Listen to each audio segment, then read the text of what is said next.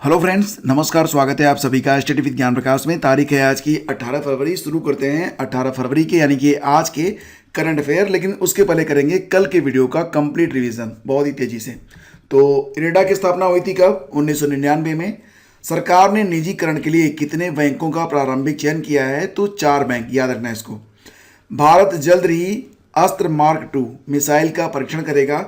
इसकी जो मारक क्षमता होगी ये एयर टू एयर 160 किलोमीटर तक मार कर सकेगा। विज्ञान ज्योति कार्यक्रम की शुरुआत हुई है 11 फरवरी से और एक किताब आई है the terrible horrible very bad news. तो इस किताब को लिखा है किसने? मेघना पंत ने, याद रखना इसको। महाराजा सुहेलदेव स्मारक का निर्माण उत्तर प्रदेश के किस जनपद में किया गया है? सही जवाब होगा इसका बहराइच। और रेडमी इंडिया के ब्रांड एम्बेसडर बन गए हैं सोनू सूद। और 28 फरवरी तक खुद को कोविड-19 मुक्त करने का जो लक्ष्य रखा है, ये लक्ष्य रखा गया है पुडुचेरी के द्वारा, ठीक है। और पुडुचेरी के बारे में एक लेटेस्ट अपडेट ये है कि किरण बेदी जो कि एलजी उपराज्यपाल थी पुडुचेरी की, उन्होंने इस्तीफा दे दिया है, यानी कि उनको हटा दिया गया है। और अब उनकी जगह पर तेलंगाना की जो राज्यपाल हैं तमिलिसाई सौंदरराजन, उनको पुडुचेरी का उपराज्यपाल बनाया गया है, ठीक है। और किस देश की क्रिकेट टीम 100 अंतर्राष्ट्रीय क्रिकेट मैच T20 जीतने वाली दुनिया की पहली टीम बन गई है? पहली क्रिकेट टीम, तो ये टीम बन गई है पाकिस्तान की। हाल ही में जारी कॉर्पोरेट इंडिया रिस्क इंडेक्स जारी किया है ICICI लॉम्बार्ड ने। बच्चों पर आधारित कितनी पुस्तकों को पराग सम्मान सूची में शामिल किया गया है? सही जवाब होगा इसका 35। और स्नैकपीडिया नामक मोबाइल एप्लीकेशन किस राज्य में लॉन्च किया गया है? तो ये केरला में लॉन्च हुआ है। जैसा कि आप जानते हैं पूरे भारत में 300 प्रजातियां हैं स्नैक्स की, सांपों की, और इसमें 100 प्रजातियां अकेले कहाँ पर पाई जाती हैं? केरला में। भारत का पहला डॉल्फिन अनुसंधान केंद्र ये बनेगा पटना में, याद रखना इसको। और traffic crash injury and disabilities the burden on Indian society नामक रिपोर्ट हाल ही में विश्व बैंक ने जारी किया है, ठीक है। और किसने महात्मा गांधी राष्ट्रीय फेलोशिप कार्यक्रम को देशव्यापी रूप दिया है? तो ये है ministry of skill development and entrepreneurship. दोस्तों इसी प्रकार से आप जो वीकली करंट अफेयर है उसका भी रिविजन कर सकते हैं। तो फरवरी का पहला सप्ताह और फरवरी का दूसरा सप्ताह दोनों वीडियो चैनल के डिस्क्रिप्शन में आपको मिल जाएंगे, वहाँ पर चेक करिए लिंक और पहुँच जाइए और देख डालिए। तो चलिए शुरू करते हैं अब आज के प्रश्न। हाल ही में किस राज्य ने प्लास्टिक कैरी बैग को पूर्णतः बैन कर दिया है? यानी कि पूरी तरह से बैन, ना तो मोटाई भी ध्यान दिया जाएगा ना ही कोई अन्य फैक्टर। तो ये राज्य बन गया है ऑप्शन बी उत्तराखंड, याद रखना इसको। तो प्रमुख सचिव वन और पर्यावरण आनंद वर्धन ने इसके आदेश दिए हैं जो तत्काल प्रभाव से लागू हो गए हैं। प्रमुख सचिव की ओर से दिए गए आदेश में कहा गया है कि किसी भी मोटाई या साइज के प्लास्टिक कैरी बैग पूरी तरह से प्रतिबंधित होंगे। यानी किसी भी मोटाई के प्लास्टिक बैग से बने बैग का आप प्रयोग उत्तराखंड में नहीं कर सकते, जबकि अब तक केवल 50 माइक्रोन के नीचे के प्लास्टिक बैग ही प्रतिबंधित थे। तो अगर कोई प्रयोग करता है तो किस पर कितना जुर्माना लगेगा? अगर कोई बनाता है, उत्पादनकर्ता पर 5 लाख रुपए, परिवहनकर्ता पर 2 लाख रुपए, खुदरा विक्रेता या क्रेता पर 1 लाख रुपए, व्यक्तिगत उपयोग किया आपने तो आपसे लिए जाएंगे 100 रुपये, और दूसरी बार पकड़े गए तो जुर्माना राशि दोगुनी हो जाएगी सभी की, ठीक है। तो उत्तराखंड के मुख्यमंत्री कौन है? त्रिवेंद्र सिंह रावत, और राज्यपाल हैं बेबी रानी मौर्य। फ्रेंड्स ये जो चीज़ें मैं आपको बताता हूँ ना, वो इसलिए बताता हूँ ताकि आपको संबंधित राज्य के बारे में अच्छे तरीके से बातें जो है वो याद हो जाएं।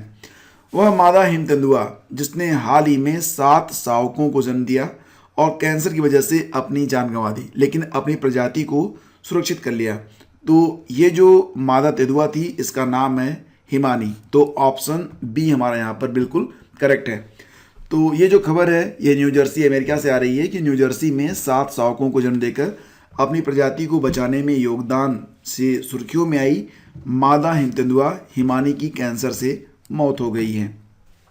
हाल ही में किसने ई छावनी पोर्टल की शुरुआत की है? वेरी इंपॉर्टेंट क्वेश्चन, और सही जवाब होगा इसका ऑप्शन सी राजनाथ सिंह। तो हाल ही में रक्षा मंत्री राजनाथ सिंह ने ई छावनी पोर्टल लॉन्च किया है। ये जो पोर्टल होगा ये देश भर के 62 छावनी बोर्डों के निवासियों को नगर पालिका से संबंधित सभी सेवाएं प्रदान करेगा। याद रहे कि भारत में वर्तमान में 62 छावनी बोर्ड में 20 लाख लोग निवास करते हैं।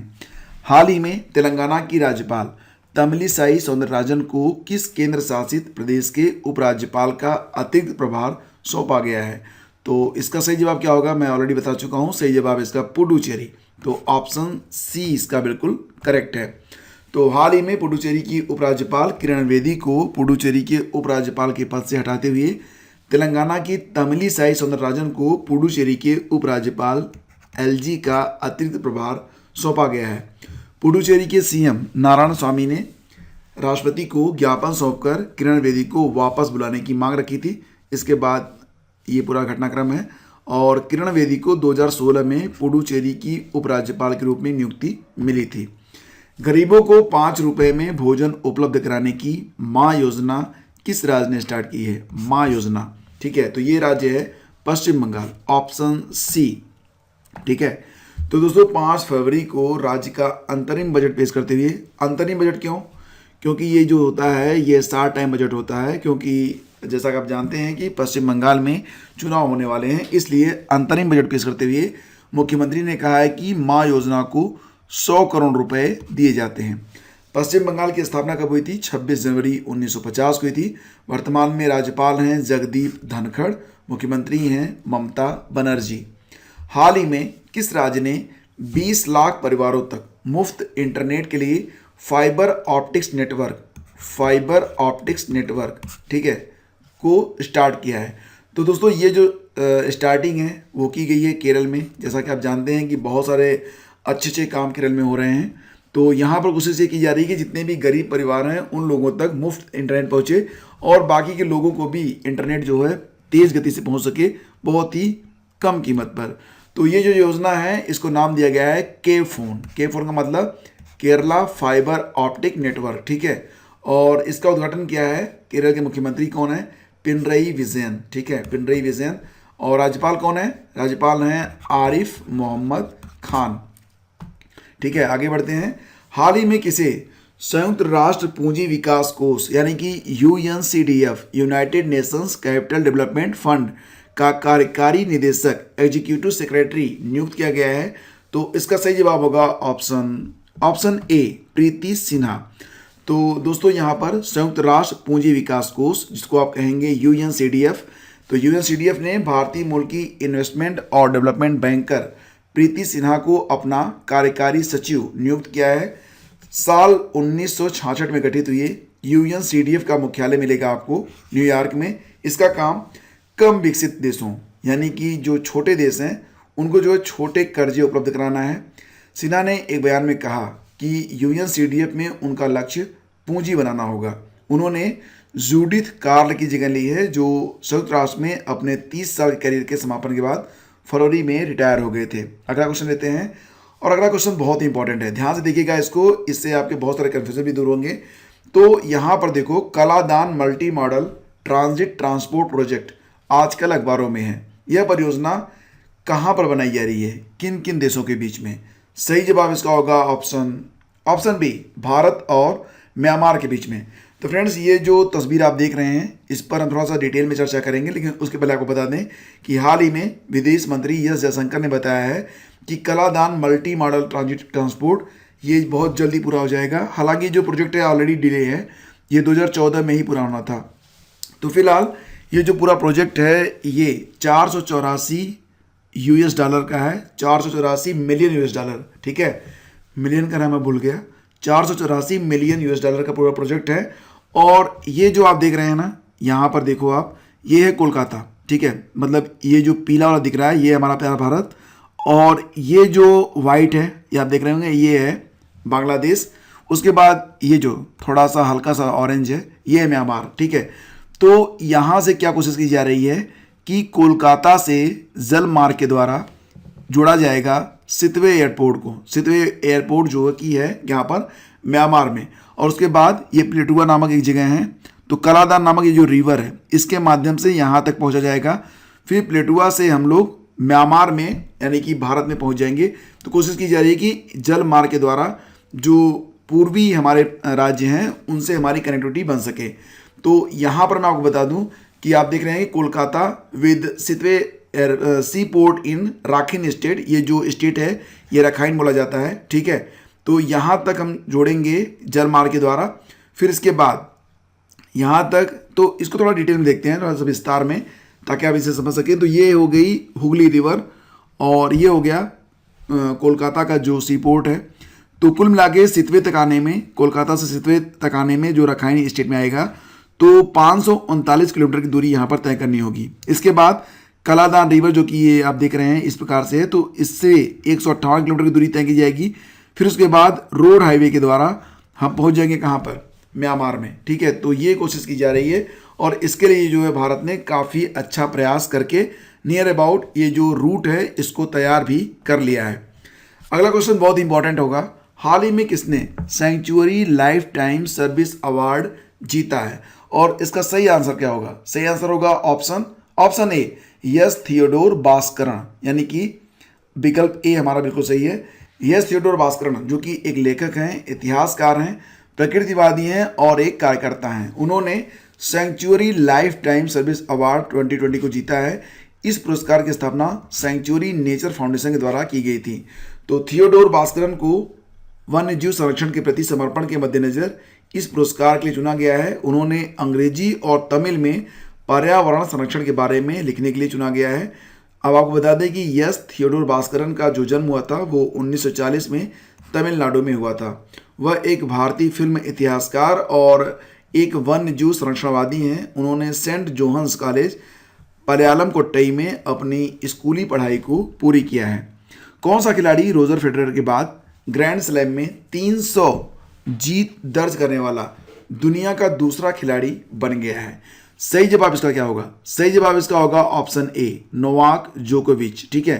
तो 8 बार के ऑस्ट्रेलियन ओपन चैंपियन सर्बिया के नोवाक जोकोविच ग्रैंड स्लैम में 300वीं जीत दर्ज करने वाले दुनिया के दूसरे खिलाड़ी बन गए हैं।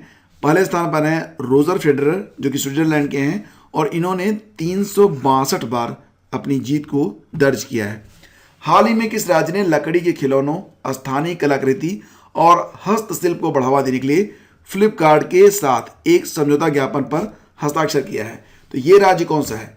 ये राज्य है आपका ऑप्शन बी, महाराष्ट्र, ठीक है। तो दोस्तों हम बात करेंगे महाराष्ट्र के बारे में। तो राजधानी है मुंबई, मुख्यमंत्री हैं उद्धव ठाकरे, गवर्नर हैं भगत सिंह कोश्यारी। और फ्लिपकार्ट के बारे में आप जानते ही हैं कि फ्लिपकार्ट जो है वो एक ई कॉमर्स कंपनी है, जिसका भारत में जो मुख्यालय है वो कई जगह पर है। बेंगलुरु में है मुख्य रूप से, कर्नाटका में, और इसके अलावा ये सिंगापुर में रजिस्टर्ड है, ठीक है। और ये जो कंपनी थी ये शुरुआत में बुक्स को ऑनलाइन सेल करने के लिए बनाई गई थी, लेकिन आगे चलकर इसने बहुत सारे जो है कैटेगरीज जोड़ दिए हैं। Electronic, fashion, home essentials, grocery, सब कुछ मिलता है यहाँ पर। तो इसके जो वर्तमान में CEO हैं वो कौन है? तो ये हैं कल्याण कृष्णमूर्ति, याद रखना इसको। और स्थापना इसकी हुई थी कब? अक्टूबर 2007 में। कहाँ पर? बेंगलुरु में। और इसके जो मिंत्रा, ई कार्ड, फ़ोन पे वगैरह इसके जो सब्सिडरीज हैं, ठीक है। और ये वॉलमार्ट इसका जो पेरेंट ऑर्गेनाइजेशन है। स्थापना इसकी किसने की थी? सचिन बंसल और बिन्नी बंसल ने मिलकर। तो फ्रेंड्स अब हम लोग आंसर करेंगे क्विज नंबर 17 को। आज के प्रश्नों का जो रिवीजन होगा वो कल करेंगे। रिवीजन एक बार ही करेंगे, यानी कि जितने भी प्रश्न आज हम लोग करेंगे डिस्कस, उसका रिवीजन कल के वीडियो में होगा, क्योंकि वीडियो बहुत लंबा हो जाता है और आप लोग फिर कंप्लेन करते हो। तो पागलपंथी विद्रोह वस्तुतः एक विद्रोह था। तो सही जवाब था इसका ऑप्शन बी, गारों का यह विद्रोह था। और यहाँ पर बहुत सारे लोगों ने बहुत ही अच्छा आंसर लिखा है, लेकिन आज मैं यहाँ पर फीचर कर रहा हूँ परी सिंह का आंसर, ठीक है। इन्होंने भी बहुत ही अच्छा लिखा है। अब इसी के साथ आगे बढ़ते हैं और अब बारी है क्विज नंबर 18 की। ये जो क्वेश्चन है दोस्तों पूछा गया था उत्तर प्रदेश की 69,000 शिक्षक भर्ती परीक्षा में। प्रश्न ये था कि एडिबल साल्ट किससे बनता है? 4 विकल्प आपके सामने हैं, इसको पढ़िए आराम से और इसका आंसर आप जरूर दीजिएगा। तो हम मिलेंगे आपसे अगले वीडियो में। वीडियो अगर आपको पसंद आ रहा है तो लाइक और शेयर करना बिल्कुल भी मत भूलिएगा। Thanks for watching the video and have a great day. जय हिंद।